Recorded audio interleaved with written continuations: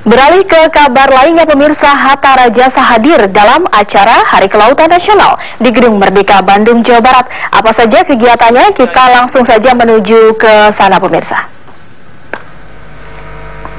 Maka Juanda mendeklarasikan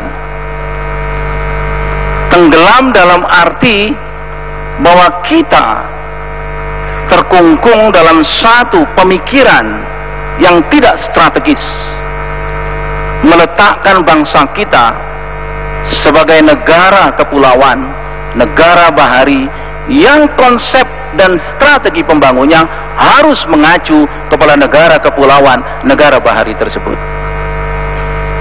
Hakikat negara maritim harus menjadi tolok ukur dan pijakan bagi kita sebagai bangsa, menempatkan negara industri berbasis maritim yang memiliki kemampuan perdagangan laut yang harusnya tak terkalahkan di kawasan dan di dunia ini.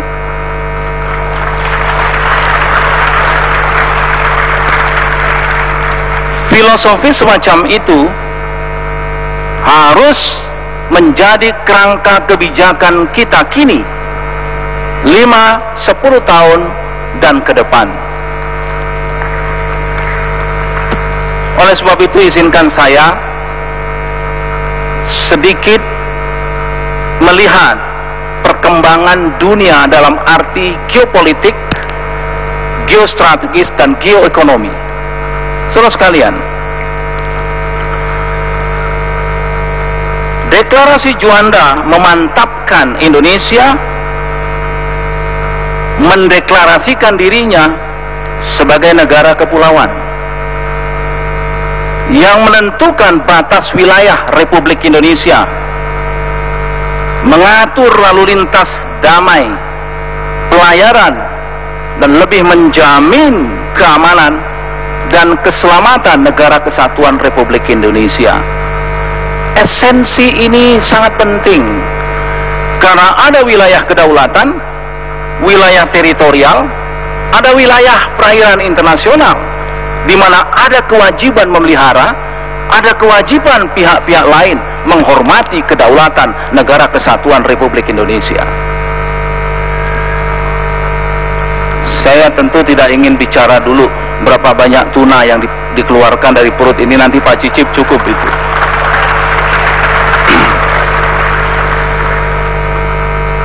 Baru pada tahun 1982, United Nations Convention on the Law of the Sea menegaskan betapa pemikiran-pemikiran Juanda tentang negara kepulauan ini mendapat pengakuan dan meletakkan eksistensi negara kita, mengatur alur alki kita, alur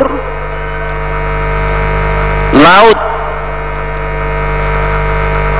alki kepulauan, alur alki 1, 2, 3 yang kesemuanya akan semakin strategis seiring dengan dynamic equilibrium baru yang terjadi di kawasan ini.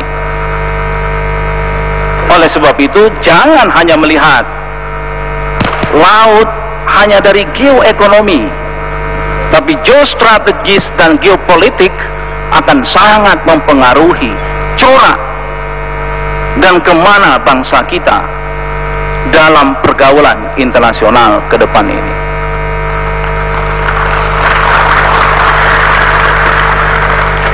Kita semua sudah paham UNCLOS, semacam penegasan kembali akan hak-hak dan kewajiban negara pantai